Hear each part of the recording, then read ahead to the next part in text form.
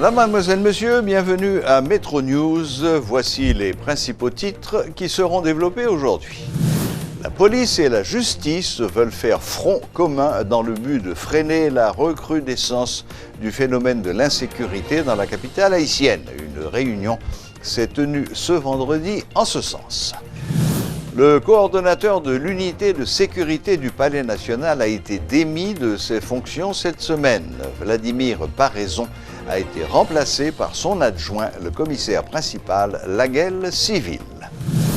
Clôture ce vendredi 30 novembre de la saison cyclonique. La période a été plus ou moins tranquille cette année, c'est ce qu'ont fait savoir les responsables du Centre d'opération d'urgence nationale. Une rencontre s'est tenue ce vendredi entre le haut état-major de la police, le ministre de la Justice et les commissaires du gouvernement des 18 juridictions du pays.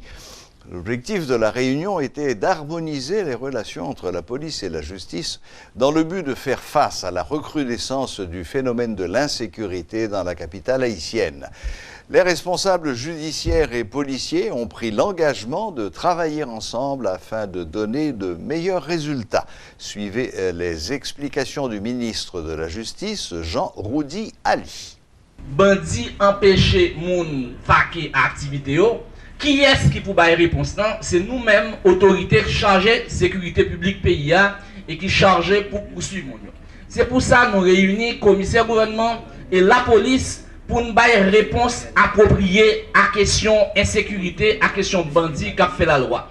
Moun qui placé pour faire la loi, c'est nous-mêmes, autorités qui détenteurs du monopole de la violence légitime, bandit pas qu'à faire la loi. Nous avons chassé bandit, nous réunissons commissaire gouvernement, nous réunissons la police pour bailler réponse nécessaire à ça. Tout bandit met changer métier. Toute place bandit c'est dans la prison qui est. Bandit c'est pénitencier national. Bandit c'est dans votre centre de détention. La police a mobilisé. La police a ferme, n'a traqué bandit notre dernier retranchement.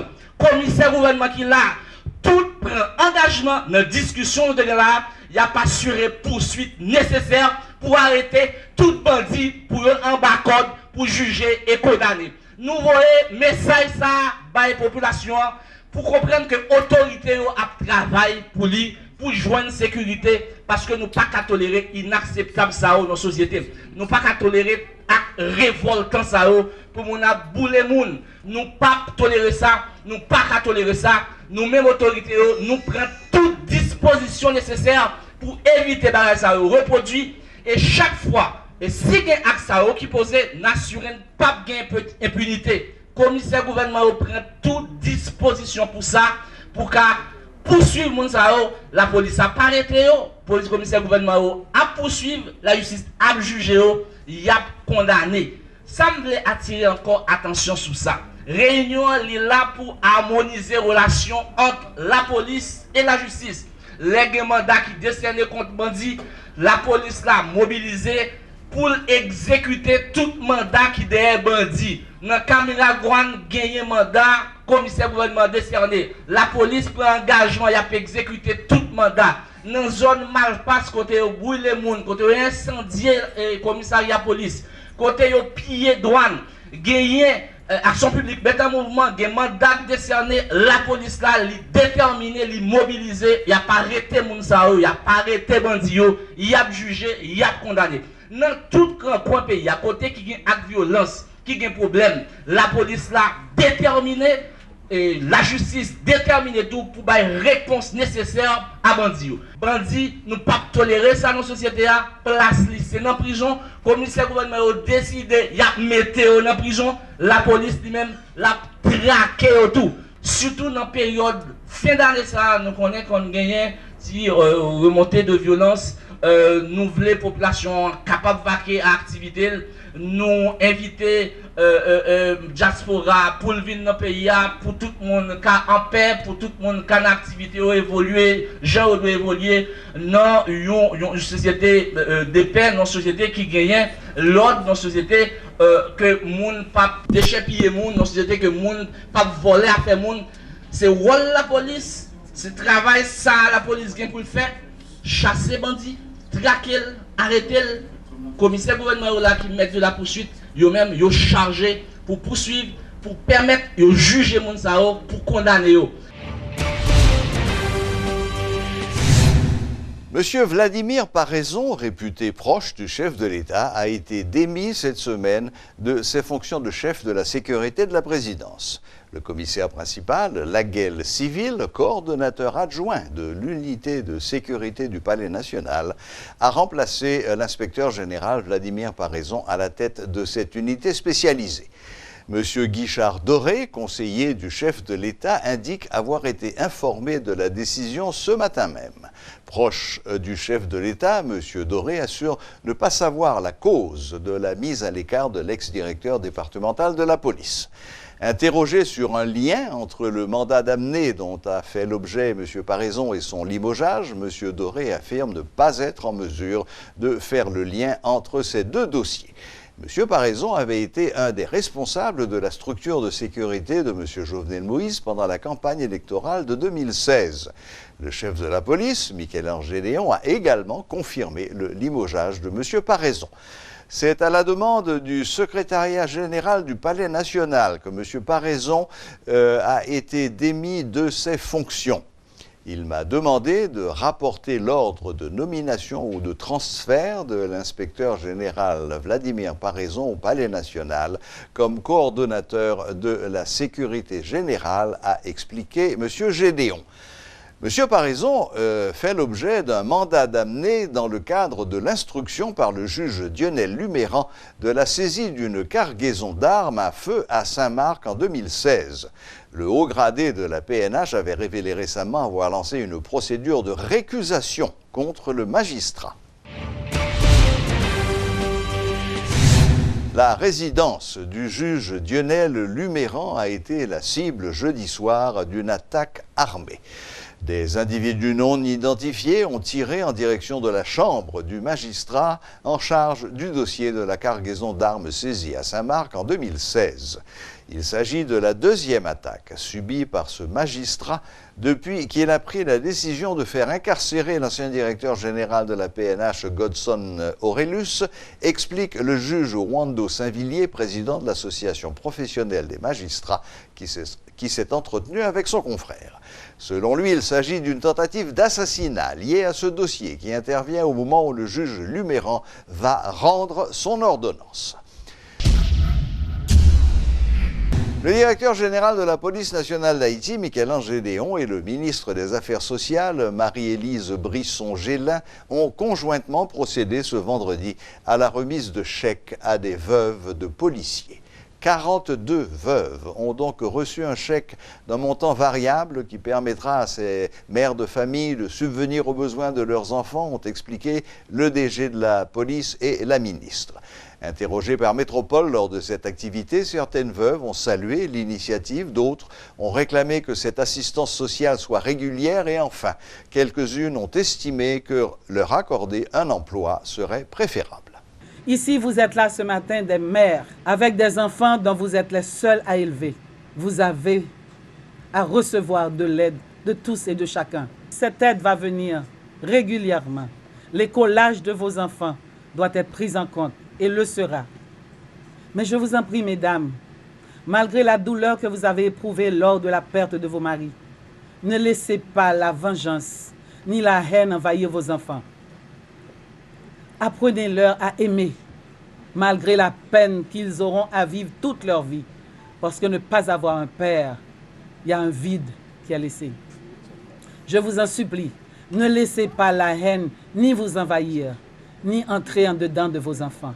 Ce geste que l'on fait aujourd'hui ne peut en rien aider dans leur éducation réelle. C'est vous qui allez les élever. C'est vous, c'est la femme qui élève vraiment l'enfant. Et nous savons qu'en Haïti, 70% de nos familles sont monoparentales, menées par des femmes. Je vous en prie, pour vos enfants et pour la patrie, faites la promotion de l'amour. Nous rappelons, lors de la graduation de la toute dernière promotion de la PNH, le président de la République l'était annoncé, il était instruit pour le Premier ministre pour prendre toute disposition à cet effet. Donc au terme de rencontre du CSPN, le Premier ministre C1 était instruit le ministre des Affaires sociales, là, ministre pauvreté extrême, non, pour enclencher un processus qui t'a débouché à des débouts pour être capable de scolariser petits policiers qui décédés. Et là, rapidement, au niveau PNH, nous avons partagé avec eux informations, notamment sur l'identité et mari ou madame policier ça, qui décédé, non petit yo, l'école yo, frais et écolage pour année. Et donc, à partir de l'information ça, on gagne pas moins de 42 chèques et que le ministère là via et caisse assistance sociale et préparé et matin c'était une remise symbolique de chèques ça. Donc à encore et autorité c'est un exercice que on entend continuer avec lui qui pral servir de en guise de un chèque de façon formelle chaque mois que yo ta capable de poursuivre. Y a pral ouais comment ta capable occuper surtout et essentiellement de scolarité timoun yo. Et nous-mêmes dans le niveau PNH, on a continué avec l'autre exercice de sortie de fonds à chaque 3 mois et de chèques à l'intention de clientèle. Dans la famille policière, grand pile dans nous qui capable de travailler tout. Nous t'avons demandé pour capable créer quelques institutions côté qui capable faire un recensement pour nous connaître est-ce que gain dans nous qui fait études avancées, gain dans nous qui a fait tel job nous capable de travailler. Le mari nous mourir, bon, j'ai ça nous remène, libelle pour nous c'est vraiment 1 mois 2 mois li fini. Mais si nous gagnons côté n'a dégagé, nous a fait dégoudin, nous pensons que souffrance nous a diminué. Par exemple,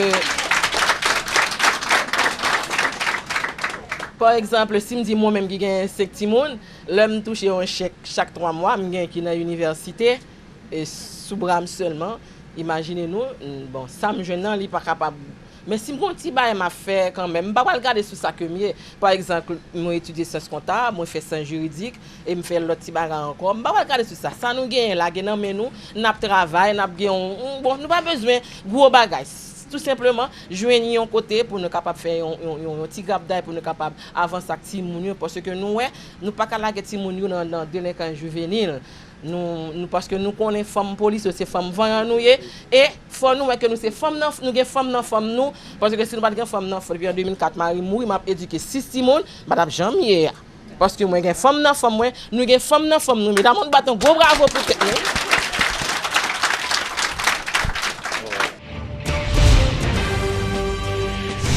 La période cyclonique a été plus ou moins tranquille cette année. C'est ce qu'ont fait savoir des responsables du Centre d'opération d'urgence nationale. 15 systèmes nommés ont été formés durant la saison et parmi eux 8 ouragans dont 2 majeurs.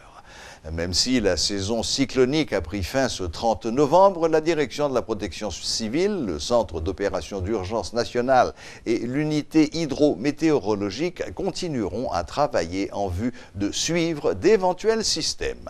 Suivez tour à tour les explications du ministre de l'Intérieur Reynaldo Brunet, du coordonnateur de l'UHM Marcelin Esterlin et du directeur de la protection civile Jerry Chandler. Anessa, saison cyclone non est passé sur Haïti, il y a l'autre gens qui pas semblé avec menace pays a c'est bien année passée. Dans le moment n'a fait saison cyclonique ça, nous voulons montrer tout. J'ai fort travail avec engagement ministère intérieur collectivité territoriale dans le domaine ça qui chita en dedans instruction qui dans feuille de route chef gouvernement te ba nous voulons parler. C'est exercice simulation qui donc connaît chaîne entraînement nous avons fait pour couvrir tout le territoire. Dans l'exercice, nous avons mobilisé 2 départements dans le pays, plus de départements de l'Ouest dans le niveau central. Ça qui te permet de nous tester, qui donc garder, qui capacité système national gestion risque et désastre gagne pour faire bonne préparation, pour faire face carré devant les menaces qui arrivent. Deuxièmement, nous avons fait formation sous gestion risque et désastre pour tous les délégués départementaux, vice-délégués et puis magistrats autour dans tout le pays. Troisièmement, nous avons fait réparation et équipement pour 100 opérations d'urgence dans le département nord et nord-est. Quatrièmement, nous faisons formation dans les affaires coordination et gestion risque, ak gestion crise pour renforcer capacité équipe départementale locale. Dernier point, qui c'est cinquièmement, nous avons fait un peu d'activité de sensibilisation, formation et information pour toute population dans tout le pays, qui était fait avec 6 brigades volontaires, avec concours la presse, radio communautaire et puis divers autres partenaires et secteurs encore. Et parmi 15 systèmes nommés ça, nous avons 8 ouragans et nous avons 2 là-dedans, c'est des ouragans majeurs. Alors, qu'en est-il pour Haïti? Heureusement, fort heureusement, année ça, que nous avons, c'était 3 seulement systèmes, Isaac, Beryl et Kirk, qui étaient un peu paraître beaucoup plus menaçants pour Haïti. C'est du par trajectoire que censé être pris. Alors maintenant, nous dit que année ça, 2018 là, c'est une année qui est plus ou moins tranquille par rapport avec le pays d'Haïti parce que le système ça fort heureusement n'est pas arrivé à terme. Là, je ne dis on a fait une saison cyclonique là, mais nous pas chômer pour autant. La protection civile va commencer continuer le travail pire, c'est-à-dire que la saison est finie aujourd'hui et nous avons commencé préparation saison prochaine jeudi même. D'ailleurs, nous déjà commencé à parler et nous faire réunion avec le ministre dans ce sens pour nous capables continuer le travail sur différents axes avec différents thèmes que nous gagnons pour nous capables de renforcer le système national de gestion risque à désastre que la protection civile a fait partie de lui. Et dans ce sens, je nous dis, une chose qui est importante pour nous, c'est continuer à pousser l'agenda qui gagne autour de légalisation du système national de gestion risque à désastre.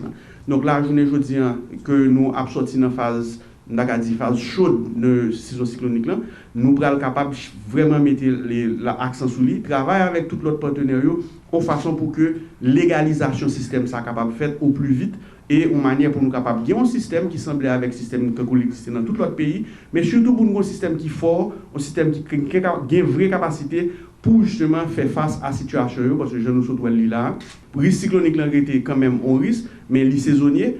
Mais le risque sismique, c'est un risque qui est permanent. Il y a longueur d'année, parce que tremblement de terre, qui arrive n'importe qui l'heure, et m'a répété, ça a un ingénieur pour petit remédien, pas rien l'autre chose pour faire, c'est pareil pour nous pareil. Donc, nous continuons à faire effort pour nous capables de gagner moyens et pour nous capables d'équiper l'équipe nous, pour nous capables de gagner moyens, pour nous continuer à faire face, continuer à faire bon travail pour engager là-dedans déjà. Aujourd'hui, 30 novembre, marque le dernier jour de la saison cyclonique 2018. Pour faire un peu le bilan de cette saison, nous avons avec nous ce soir notre météorologue maison, Rudy Victor. Bonsoir Rudy. Bonsoir Serge, bonsoir aux téléspectateurs et téléspectatrices de Télémétropole.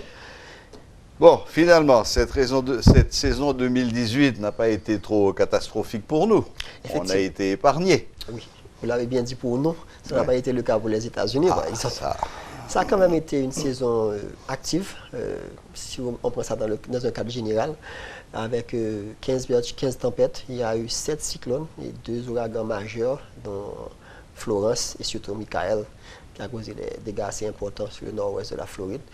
Mais si on y regarde un petit peu plus près, on n'a pas vraiment eu beaucoup de cyclones purement tropicaux, beaucoup de perturbations qui se sont développées sur l'Atlantique Nord à partir de systèmes tempérés, hybrides. Bon, mais ça a été, si on considère, comme je le disais tout à l'heure, les critères normaux, et la quantité d'énergie cyclonique accumulée, c'est un index permettant d'estimer la valeur, enfin, l'activité cyclonique sur une année. Ça s'est terminé à 122. La normale, c'est à peu près 102 pour une saison. 122, c'est au-dessus de la normale, c'est pas mal, mais c'est très loin de l'année dernière. On était à 2017 ou 2022, je ne me souviens pas exactement. Ça fait une grosse différence. Mais heureusement... De 120 à 2000 à 220, ah, bon. 217 ou 222, okay. Mais c'est énorme. C'est énorme. Oui, une différence. Oui. Mais nous avons été épargnés, c'est l'essentiel. Alors, qu'est-ce qui a joué cette saison, si on compare à la saison dernière par exemple, c'est que pour avoir une saison cyclonique active, il faut avoir une certaine configuration des températures sur l'Atlantique. On doit avoir du chaud sur la région tropicale si vous voulez, des températures un peu plus froides au nord, un peu plus chaudes au nord de cette région plus froide. Donc c'est la disposition, on appelle ça un tripôle positif. On a eu un tripôle négatif durant la majorité de la saison. L'Atlantique était un petit peu plus froid que la normale. Dans ce genre de configuration, généralement, les Caraïbes, Haïti en particulier, on est épargnés. nous n'avons jamais été frappés par un cyclone dans ce type de configuration, depuis que les archives existent, 1851. Bon, donc ouais. ça s'est confirmé encore. Oui. Donc on espère que l'année prochaine, on aura une configuration semblable, parce que l'Atlantique semble se diriger vers une phase froide, où généralement il y a beaucoup moins d'activité cyclonique. Ce cycle dure entre 20 et 40 ans. Donc on va voir. En tout cas, je pense qu'on se trouve dans une période de transition pour le moment. Ah, ben dites donc, puissiez-vous dire vrai, mon cher Rudy, que si vous nous annoncez là que dans les 15 ou 20 prochaines années, nous allons regarder les cyclones de loin, bon. Il faut faire attention. Dans les périodes froides, nous avons également été affectés par des cyclones, mais beaucoup moins, parce que David, Alain, en 79-80, 87 et Émilie, c'était des cyclones en période froide. Mais ils sont moins fréquents dans les périodes froides de l'Atlantique que durant les périodes chaudes. Donc, naturellement, je viens de le dire, je le souligne, on se situe dans une période de transition. Et la dernière période de transition, et de la phase chaude à la phase froide, a été assez active sur la région. Mais vous dites transition. Transition, ça veut dire qu'on sort d'un point pour aller vers un autre. C'est ça. Nous allons vers quoi? Vers une phase froide de l'Atlantique, où la distribution des températures va ressembler à ce qu'on a eu pour la saison cyclonique qui vient. Donc, moins de risques pour nous. Exactement. Exactement. Bon, le ciel va vous entendre. Maintenant, Rudy, bon, c'est vrai, donc, comme on vient de le dire, qu'il n'y a pas eu de cyclone. Par contre, depuis quelque temps, chaque soir, nous avons de belles pluies qui tombent, mais des pluies qui tombent droit, sans vent, sans tempête, des pluies qui sont bonnes pour la terre, finalement. Définitivement. C'est un peu à l'image de l'année dernière également. On a eu un mois de novembre assez mouillé, plus mouillé que le mois de mai, comme ce mois de novembre également, il est plus mouillé que le mois de mai, sur Port-au-Prince. Bon, c'est dû à plusieurs choses. L'Atlantique s'est un petit peu réchauffé. On n'avait pas un anticyclone, c'est-à-dire une zone de haute pression qui empêche les activités convectives de se développer. Et puis le reste, c'est la situation locale, c'est les conditions locales, et puis des systèmes tempérés qui descendent jusqu'ici. Parce que nous avons un El Niño aussi qui se développe sur le Pacifique.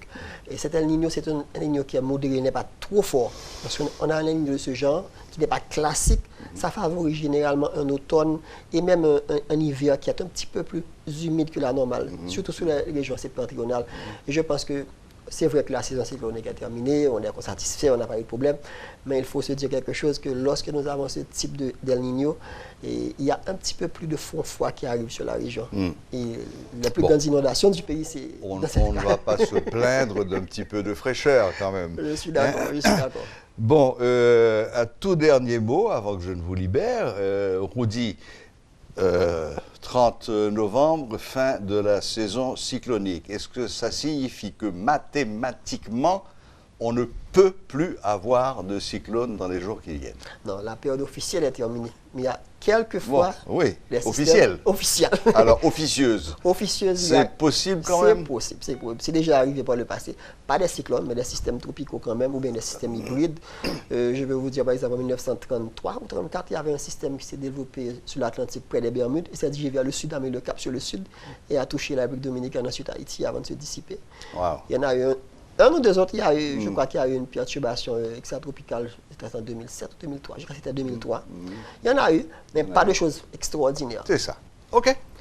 Eh bien, écoutez, Rudy, merci beaucoup de ce bilan. Et puis surtout, j'espère que ce que vous nous avez annoncé va se vérifier dans les années à venir. C'est-à-dire que l'Atlantique va continuer à être de plus en plus froid et pousser toujours plus vers le nord les différentes perturbations.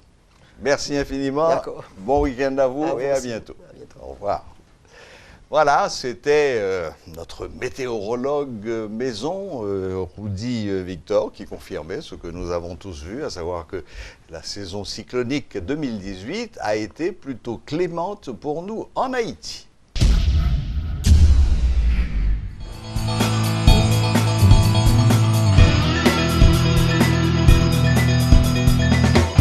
Dans l'international, un quartier de la capitale argentine entièrement bouclé par les forces de l'ordre abritera le sommet des chefs d'État et de gouvernement, le G20, auquel participeront les principaux dirigeants mondiaux à partir de ce vendredi 30 novembre.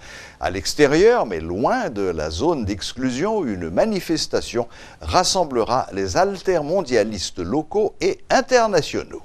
Les autorités négocient avec les organisateurs pour éviter des violences. Coup d'envoi du G20 à Buenos Aires, un sommet annoncé plus divisé que jamais. Avant la première réunion de travail, on se montre unis pour la traditionnelle photo de famille. Mais chacun est venu défendre ses propres intérêts. Le sommet sera dominé par la question de la guerre commerciale entre les États-Unis et la Chine. Le président américain va dîner samedi avec son homologue chinois Xi Jinping pour tenter de trouver un accord sous conditions. Ils ne sont pas les seuls venus chercher des accords commerciaux. Theresa May, qui s'est dite focalisée sur son Brexit, compte bien prévoir l'après. Outre la Grande-Bretagne, les Européens sont venus convaincre leurs homologues de s'engager contre le réchauffement climatique avant la COP24. Enfin, d'autres sont venus redorer leur image sur la scène internationale. C'est le cas du Saoudien Mohammed Ben Salman, à la réputation entachée par le meurtre du journaliste Jamal Khashoggi. Les tensions entre Kiev et Moscou persistaient vendredi, l'Ukraine prenant des mesures pour limiter l'accès des Russes à son territoire, tandis que la crise se répercutait sur le sommet du G20 qui s'ouvre à Buenos Aires. L'Ukraine limite l'accès à son territoire aux étrangers pour faire face aux menaces qu'elle perçoit en provenance de son voisin russe. Le chef des gardes frontières ukrainiens, Petro Tsygoïkal, explique que la mesure est avant tout destinée aux citoyens russes âgés de 16 à 60 ans. La limitation intervient alors que l'Ukraine a déjà instauré la loi martiale dans 10 régions frontalières de la Russie. Le président ukrainien Petro Poroshenko dénonce une volonté de Moscou d'annexer son pays. Il s'agit de mesures visant à empêcher la Russie de mettre en place des unités d'armées privées qui sont en fait des représentants des forces armées russes et de les empêcher de mener à bien les opérations qu'elles ont prévues en 2014. La porte-parole du ministère russe des Affaires étrangères condamne une décision qu'elle estime irrationnelle. Parler de mesures de réciprocité est tout simplement terrifiant, parce que si quelqu'un essaie de réitérer ce qui se passe actuellement à Kiev, cela pourrait conduire, me semble-t-il, à une sorte de folie. Si nous en parlons à l'échelle nationale, cela pourrait tout simplement mener à un effondrement.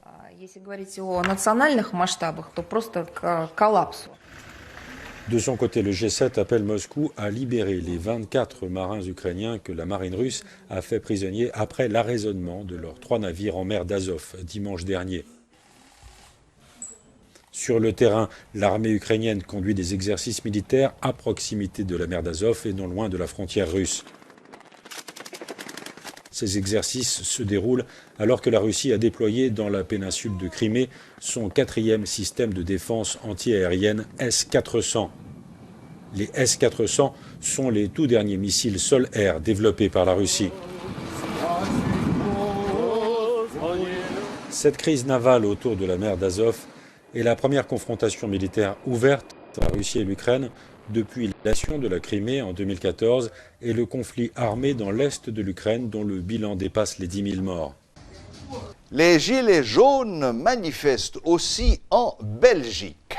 Ils étaient quelques centaines rassemblés dans les rues de Bruxelles. Ils dénoncent la hausse du prix du carburant et plus largement la hausse des taxes. Une manifestation perturbée par des casseurs.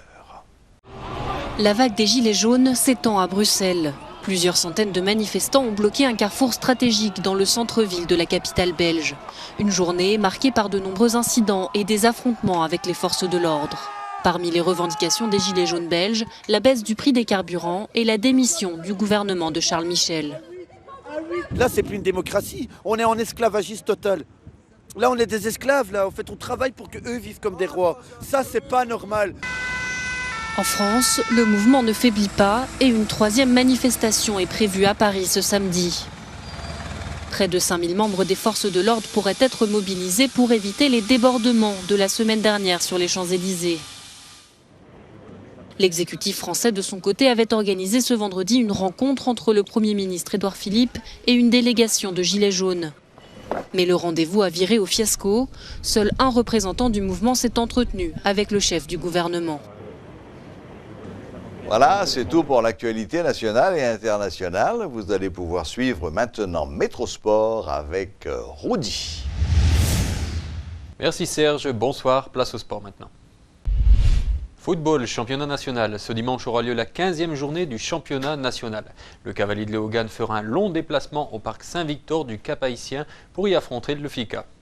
Ouanaminthe accueillera le Don Bosco de Pétionville, le Real Hope se déplacera à Mirebalais au parc Bayas, Valencia Racing de Gonaïves, Petit Goave Baltimore de Saint-Marc, déplacement difficile de l'AS Capoise à Arcahaie, Cosmopolite AS Sud-Est et enfin Tempête de Saint-Marc contre le Racing Club haïtien. A noter que toutes les rencontres se joueront à 3h et que le match entre Cosmopolite et l'AS Sud-Est sera diffusé en direct sur Haïti Sport 2, chaîne 147 de CanalSat.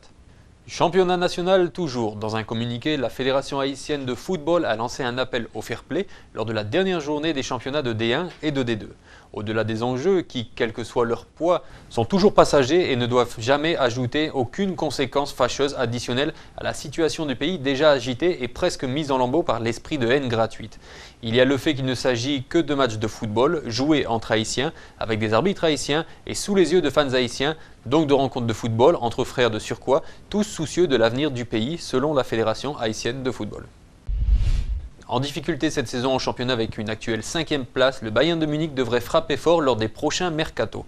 Une révolution se prépare dans l'effectif bavarois et les médias allemands Bild et Kicker ont annoncé une enveloppe de 200 millions d'euros pour recruter. Les pistes de Benjamin Pavard de Stuttgart, Nabil Fekir Lyon et Nicolas Pepe Lille sont toujours évoquées, alors que les pépites de l'Ajax Amsterdam, Frankie de Jong et Mathis de Ligt sont également dans le viseur. Côté départ, Franck Ribéry et Ariel Robben ne devraient pas rester l'été prochain, tandis que le sort de Mats Hummels, Müller, Boateng et David Alaba, ou encore Xavi Martinez, sera décidé en fonction de leur performance lors des prochains mois. Basketball NBA. Il y avait un parfum de finale dans l'air au moment où Toronto et Golden State se sont défiés sur le parquet jeudi soir. Les deux meilleures équipes de la ligue nous ont offert un superbe duel finalement remporté par les Raptors 131-128 en dépit des 51 points d'un Kevin Durant, une nouvelle fois époustouflant. Klay Thompson avait annoncé que ce premier choc entre les Raptors et les Warriors serait peut-être un avant-goût du mois de juin et donc des finales de la NBA. C'est tout à fait probable parce que Golden State et Toronto sont aujourd'hui les équipes les plus complètes et les plus talentueuses de leurs conférences respectives. Leur duel était donc attendu avec impatience et nous n'avons pas été déçus parce que nous avons assisté à une rencontre fantastique, sans doute l'une des plus belles de la saison jusqu'à présent, engagée et finalement décidée après prolongation. C'est après 53 minutes de jeu que les Canadiens ont pris le dessus sur les doubles champions en titre 131-128. Il y avait aussi un match dans le match entre Kawhi Leonard et Kevin Durant, deux des meilleurs joueurs du monde actuellement. La star des Raptors a attaqué la partie en trombe avec 13 points à 6 sur 6 sur le premier quart-temps. Son équipe a alors creusé un premier écart 38-25 et mené au score de 9 points à la pause 67-58. C'est au retour des vestiaires que Kevin Durant a vraiment commencé son show. Il a inscrit 18 points dans le troisième quart-temps afin de sonner la révolte. C'est finalement dans les 12 dernières minutes que les Warriors ont recollé au score. Grâce à un Durant absolument incroyable, c'est encore lui qui plantait deux énormes tirs primés de suite pour revenir à 119 partout, dont le panier lointain pour arracher la prolongation à 8 secondes de la sirène. Il a d'ailleurs terminé avec 51 points, une nouvelle performance d'exception pour le MVP des deux dernières finales NBA. Il était vraiment en forme. La preuve, il restait sur une sortie à 44 points, puis une autre à 49 avant d'en claquer 51 cette nuit. Il est devenu au passage le premier joueur à enchaîner 3 rencontres à plus de 44 points depuis Kobe Bryant. Mais ce sont les Raptors qui l'ont emporté parce qu'en face, Leonard finissait avec 37 points, Serge Ibaka ajoutait 20 unités et l'excellent Pascal Siakam, candidat au titre du joueur ayant le plus progressé cette saison, marquait lui 26 points. Il était mieux entouré puisque Toronto était plus fort collectivement. Parce qu'il y avait justement des absents de marque à Golden State comme Stephen Curry, qui revient samedi soir, et Draymond Green. Ce sera sans doute une autre affaire en juin parce que ces deux équipes semblent effectivement destinées à se retrouver en finale de la NBA, ça promet. Il y avait un autre match très plaisant cette nuit, les Pacers et les Lakers ont proposé du beau basket au cours d'un duel disputé jusqu'au bout. Ce sont finalement les Californiens qui l'ont emporté sous l'impulsion d'un LeBron James des grands soirs. Le King était concentré, déterminé et appliqué. Revenu en jeu à 8 minutes de la fin du match, il a sorti les siens d'une situation délicate en enchaînant un tir primé, puis un panier avec la faute pour faire passer l'écart de +1 à +7, 95-88. C'est sur l'une de ces 7 passes décisives que Kentavious Caldwell-Pope a planté un nouveau shoot lointain pour faire grimper l'avance des Lakers à 10 points. James a ajouté 2 autres paniers dans les 2 dernières minutes pour assurer la victoire à son équipe, 104-96 score final. Il a donc terminé avec 38 points dont 12 des 15 derniers inscrits par les Lakers, une performance digne de son statut. Vainqueur de Sacramento cette nuit 121-133, l'autre équipe de Los Angeles, la meilleure, conserve seule la tête de la conférence, avec un 4e succès de suite pour porter leur total à 15 victoires en 21 rencontres. Tous les scores, Raptors, Warriors 131-128, Lakers, Pacers 104-96, Kings, Clippers 121-133. Voilà, c'est tout pour l'actualité sportive du jour. Merci de l'avoir suivi. Bon week-end et à la prochaine.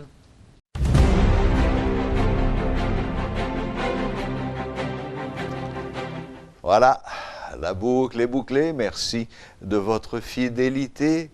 Adieu novembre. On se reverra en décembre, même heure, même chaîne.